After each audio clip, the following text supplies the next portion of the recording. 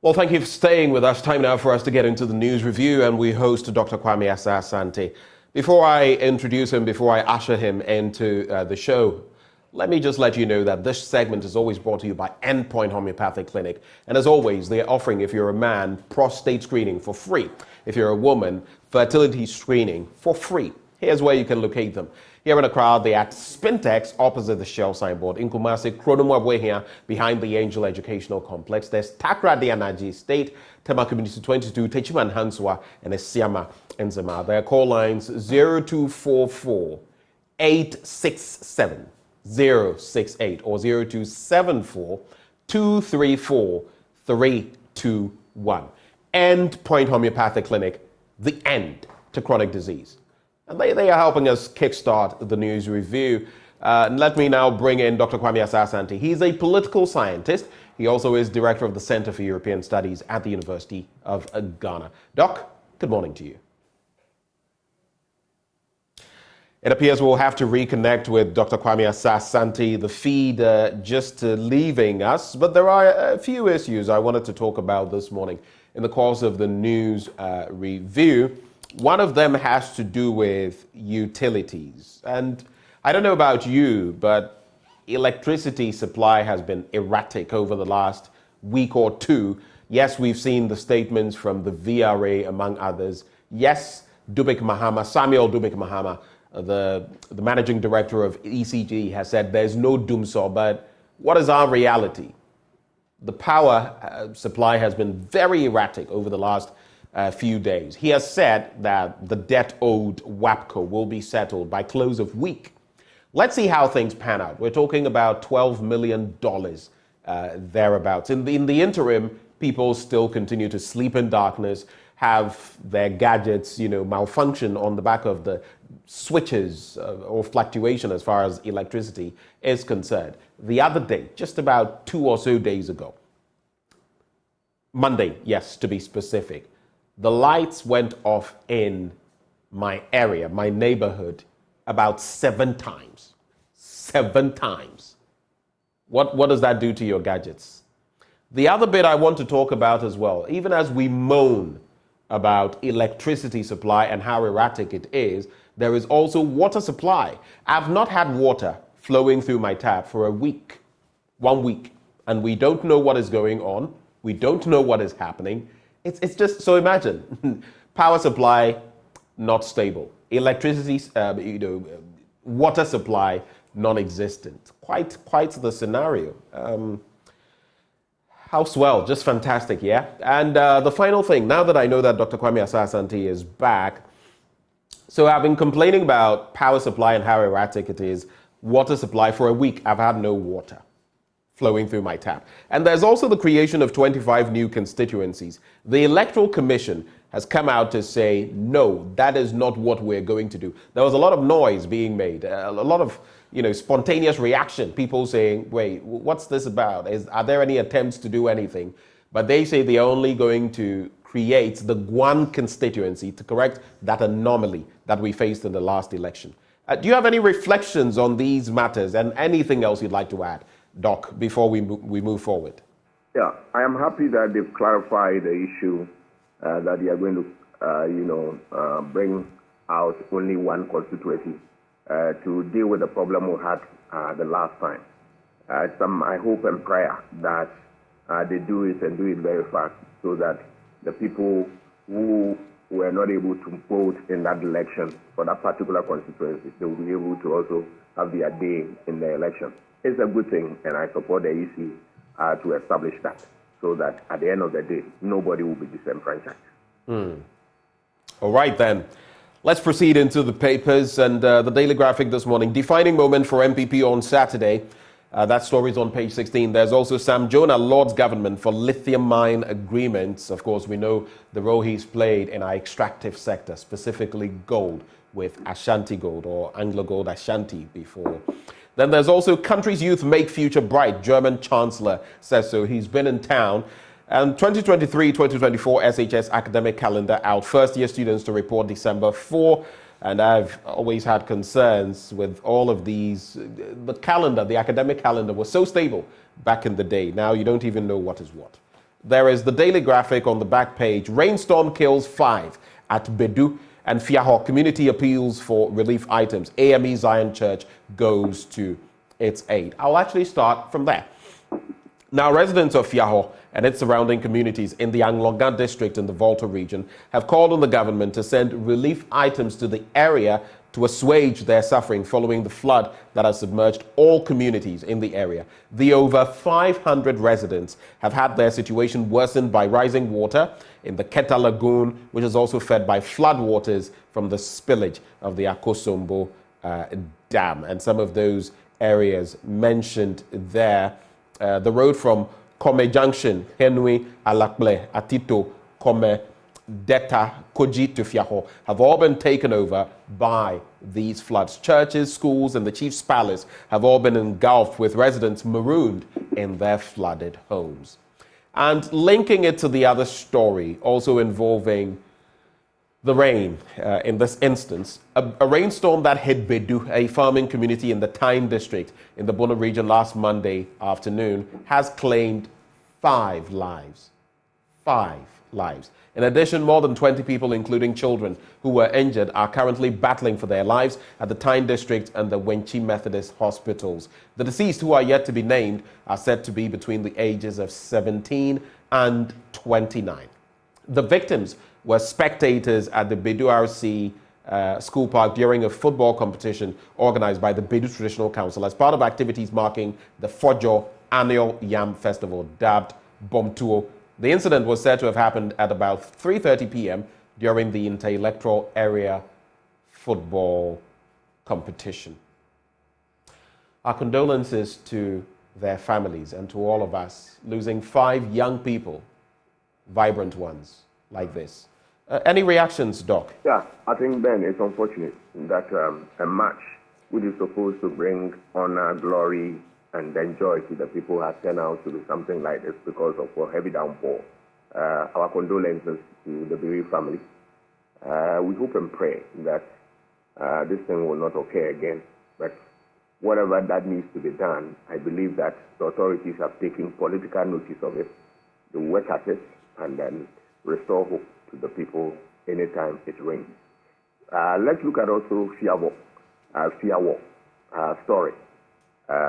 I believe that we need to quicken our efforts to get our people relief items. They are in dire need of these things. If we look at it against the backdrop that we are in a minor season where it's raining, and then you have also constant pool of water that have submerged their villages and towns and all that, then we can't wait any longer.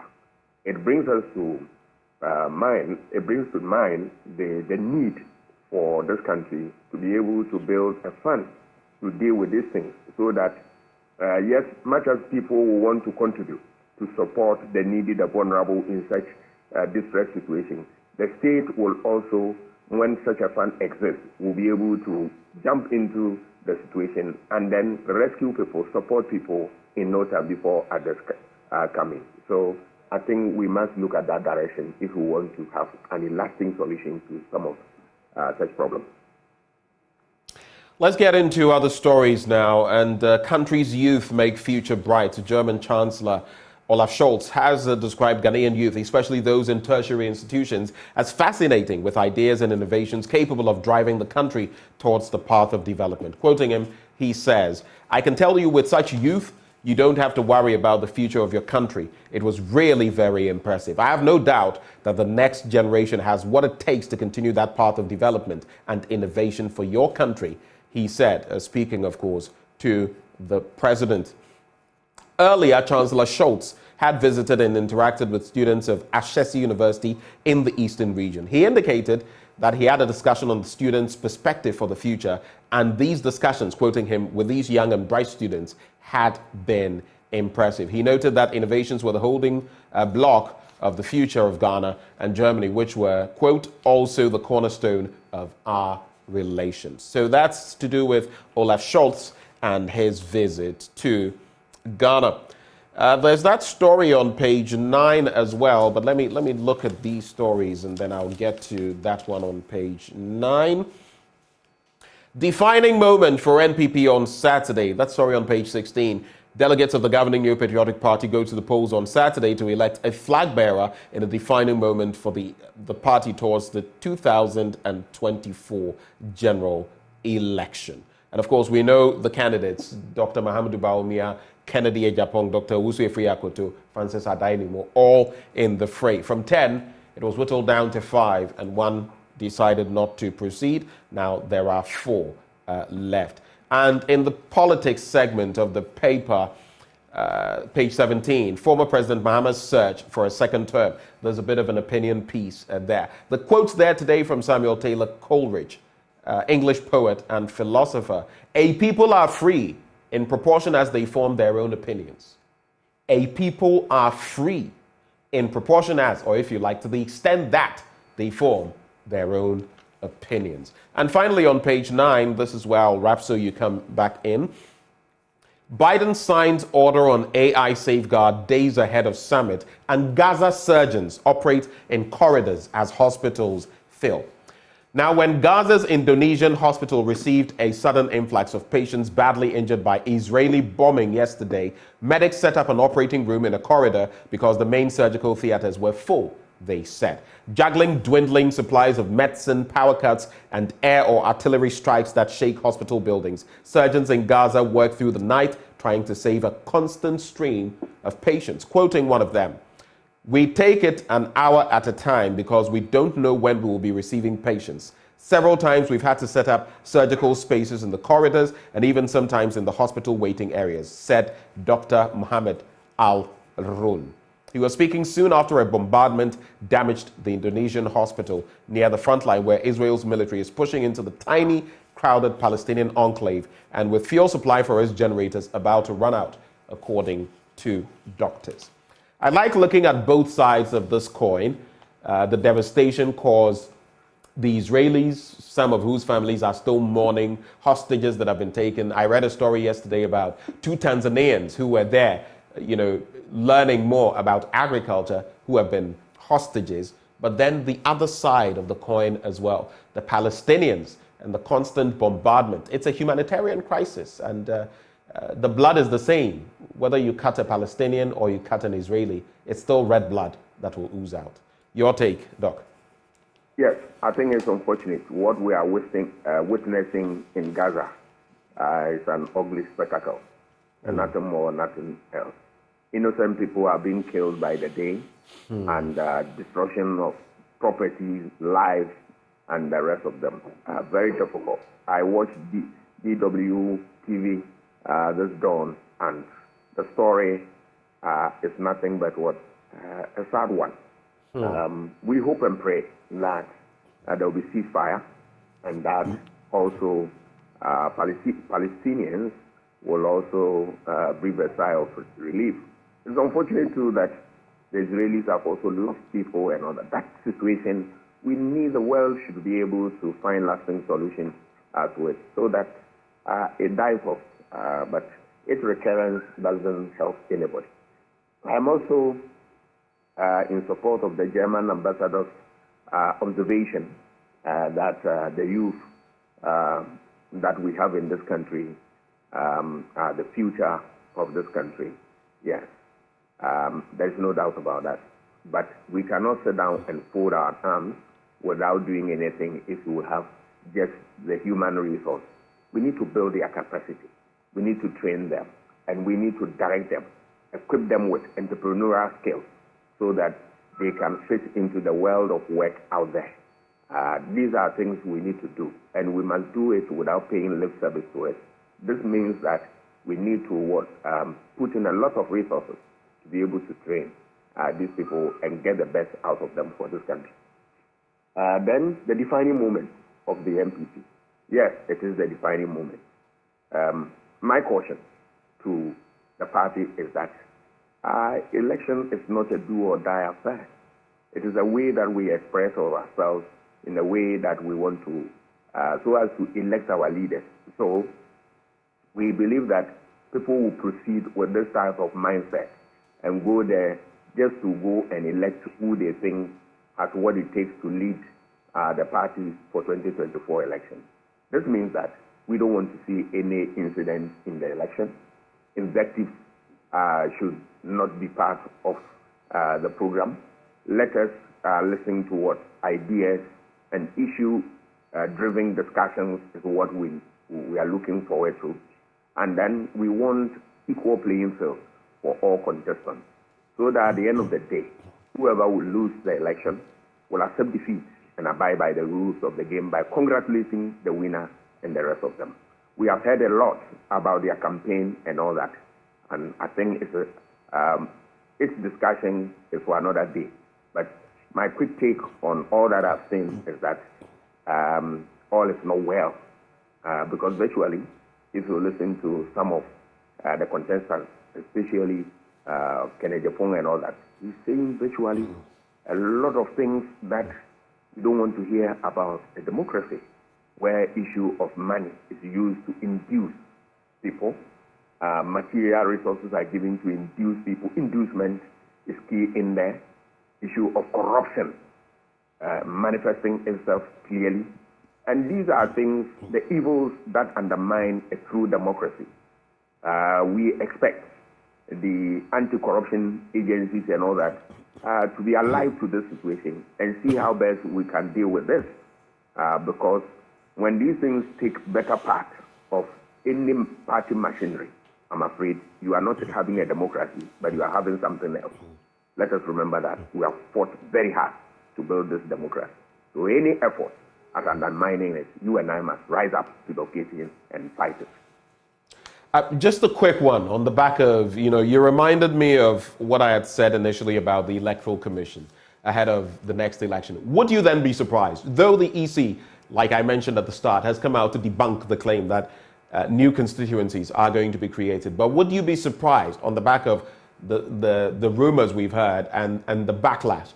Would you be surprised if that is put forward ahead of election 2024? The question is, why do we need another constituency apart from the one, the anomaly, the one with anomaly that affects that happened in the last election? I mean, why do we need one? The many constituencies doesn't mean anything at all. The few we have, let's work with it and move on, right? So I'll be so much surprised to see EC coming out that you want to demarcate certain areas and all that as constituencies. It doesn't mean anything. It's a waste of everybody's time and resources. Right. And then you poison people's mind as to your real intentions and all that. I don't want the EC to be on that path. This is not a good thing. The one we need to have, let it come on. And then, after all, there are many, 275, you add one, 276, we are good to go. All right. If it is the problem that they are afraid of the even number, they know that it doesn't count at all, because people are saying that when you have even numbers, it doesn't help. It's not true. 1969, we had 140 MPs. The Fourth Republic, we began, and even the Third Republic, we also had 140. The Fourth Republic, we began with 200, and then moved to 200 and I think 50, 230, and the rest of them, even numbers. So what are they talking about? It's the quality of people that you have that liven up debate and then help us to decide effectively on issues that confront the state. That is the way to go. The Ghanaian Times newspaper now, Parliament to inquire into Akosombo Dam spillage. That's according to the Speaker of Parliament. The bit about the President meeting the German Chancellor, Olaf Scholz. Global community must seek resolution of Israel-Hamas war. Nungwastu vows to enforce Supreme Court ruling on Adregano and Botiman lands. Akosombo Dam spillage, 19,743 school kids displaced in 71 schools in the Greater Accra, Eastern and Volta regions. That's according to Child Rights International. 5 die, 20 others injured at Bedu following downpour and windstorm. We've taken a look at that story. But the update there when it comes to the spillage, 19,743 school children displaced in 71 schools in the Greater Accra, Eastern and Volta regions. That's according to Child Rights International. Let me go to page 4. Now, the Speaker of Parliament, Alban Sumana Kingsford Bagman, has hinted that the House would inquire into the spillage of the Akosombo and Kpong hydro dams, which have left thousands of people homeless. In the view of the Speaker, the spillage was ill thought through and without security and safety considerations. It is unacceptable, quoting him, that an activity as potentially destructive as a dam spillage was done without a well-thought-through security and safety preparedness plan. As such, Parliament will take the necessary action to inquire into the matter and make recommendations for the protection of property and lives along the Volta River and lake and other settlements along riverbeds. We know that the Energy Minister has also said that there are questions to be answered. And, in case the VRA is called upon to do same, there are questions to be answered. And he would want those to be seen to if need be. Let me see. There's also La General Hospital project to begin this month. And construction work on the abandoned La General Hospital project will begin in November this year. The MCE of La Dade Kotopon Municipal Assembly, Solomon Kote Nikoi, has assured. The regional minister assured me, he said, in the presence of other metropolitan, municipal, and district chief executives in Accra at a meeting, and repeated the assurance when he came to my house in La, he said. But pardon my being not too optimistic about this. The reason, for how many years we took this, edifice down. Now, members of that community have to trek to other health facilities, sometimes private ones, at extra cost to get health care. And now we see another promise. Hopefully, the promise lives up to expectation. Your reactions, Doc? Yeah, sometimes I ask myself whether we are able to do due diligence before we embark upon public policy programs, right? If we did, we would not have such problems, always rearing their ugly heads in situations like this. Why do you take off or pull down the building when you yourself, you are not ready to start the process and get it finished for people to have health support? It's a difficult thing, but I believe that the earlier they did something better about this, the better, because the people cannot wait. Health issues are always emergency issues, so we don't want to waste time at all. Authorities must put their acts together and get this facility built and then given to the people for use. That is the way to go. Now I will look at also Parliament and then the fact that they want to probe into the spillage and all there is to the issue. Yeah, good move and all that. But I want Parliament to be able to, which I trust, they will do a good job and come out so that we'll be able to know what is happening.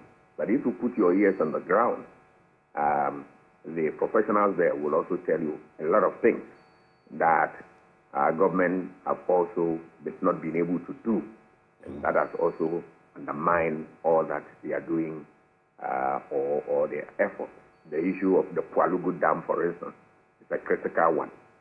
What has happened to it after a sword was cut? What is the next issue we have heard about it? The issue of, helping VRA to be able to move people who live very close to the water bodies, and then there's the politics of it, where authorities always run away from the fact that they will lose votes and all that. Has government been able to get the political will to address this issue head on? Of course, the good news is that Parliament wants to go into it, but we are all waiting patiently that something good must come, and then let us deal with this situation once and for all. Because what the people of Volta region are going through, nobody want to wish that on anybody. They are in very, very difficult situation. We need to rise up to the occasion and help them, because this is not the first time or the last time that we are going to have the spillage of water from the dam. It's going to continue. But what is the solution there for them if such an incident happens? And that is what I'm looking forward to. Let me acknowledge this message that comes through from Onwubiko Michael. Onwubiko Michael in Nigeria. You say, good morning, Joy News. It's Onwubiko Michael watching from Kashimbila Hydropower Plant in Taraba State, Nigeria. Happy new month to all my Ghanaian people. Well, happy new month to you too. Thank you for doing the watching, and we wish you the very best of the month. Hopefully, you guys don't engage in any spillage that will, affect many lives. On the back page of the Ghanaian Times newspaper, in the sporting segment, Black Queens book Zambia date after 5-0 demolition of Benin in Olympic qualifiers. And the Black Queens yesterday booked qualification to the third phase of qualifiers for the Paris 2024 Women's Olympic Football Tournament to face the Chipolopolo of Zambia. This was after overcoming the Amazons of Benin 2-0 at the Accra Sports Stadium to round up a 5-0 aggregate. I think now they've gone, 9 or 10 matches unbeaten. And we keep saying, like I have said here, I will reiterate, why are we still paying the men more than the women? Especially when the women are the ones lifting high the Black Star of Ghana. They are the ones, so to speak. They are the ones giving us some dignity. Our men are failing. Yet we keep giving them lump sums of money and they keep failing. Look at the recent one. It was Mexico, USA were thrashed by how many goals? We couldn't even net a goal. And that was the first time seeing the United States just run roughshod over us, walk over us like that. Yet we will not give the women their due. It's high time we started celebrating the women, not just by word of mouth. I said it. Hazaka's ladies went to the African Cup, the Club African Cup. They didn't get anything from CAF. Government could have done something. The sports authority, the ministry could have done something. We didn't. How then do we want these young women to continue on that trajectory? Doc, any reflection before we get into the daily guide? That you expect the team to put up performance, great performance, but you are not ready to reward them for the work that they do. More so when you want to even pay their male counterparts more than what is expected of them. That it's unfair. It's unfair. As you rightly pointed out, the women are making us proud, and it should not just be we being happy that they are making us proud. They need to reward them adequately so as to boost their morale, to win more laurels for this country. So authorities must look at that because all these things serve as things that really undermine their efforts, and we want them to be there for us at all times. Let's support them. Let's give them the resources so that we encourage them to deliver when we need them. Anytime we extend invitation to them. Doc, we should be gone in some 2.5, 3 minutes. Let's do this. Daily guide. I will not repeat the stories that are already tied to what we know. So there is rainstorm kills 5 at Bedu. I've mentioned that. Non-custodial sentencing bill coming. I'll get into that. Bawumia says you can bet on me. That's what he's been telling delegates. But on page 3, plans are far advanced for the introduction of non-custodial sentencing into Ghana's criminal justice system as part of moves to decrease the population in the country's heavily congested prisons. Stakeholders at a day's validation workshop on the final draft of the Community Service Bill, which started as far back as 2014, all reiterated the need for the bill to reduce the prisoner population while improving on the health conditions of those incarcerated. Community service is an alternative punishment to custodial sentencing, where a court convicts an accused person of a minor offense to undertake unpaid community service for a period of time. That's the Daily Guide newspaper. Now, the Finder newspaper, there is avoid wood fuel to protect health and save the environment. Of course, wood fuels are pretty popular in these parts, but they are also wreaking havoc on our population. There's also Richard Ahiagba donates to Lower Volta Basin flood victims, communications director with the MPP. And finally, the Ghanaian publisher, why OSP cleared Edubuahin of corruption charges or corruption allegations. But now we know that Shraj, Mr. Nitiwu, is it Mr. Whittle, I beg your pardon, is pursuing that. And there are attempts. I've listened to Senanu, the anti-graft campaigner, on this matter, and there are attempts to revive, any proceedings against Charles Edubuahim. Any quick reflections as we wrap? Yes, I think the non-custodial sentence regime is a good thing. That would depopulate prisons and then create very healthy atmosphere for those incarcerated. This thing has been on our plan for a very long time. We need to walk the talk so that all the problems that we have in prisons, we use this one to also address some of them. But we should also go in there and then help maintain very meaningful standards in prisons. It is part of our duty as a state to do that. It's important. Wood fuel and its effect on the environment and the rest of them.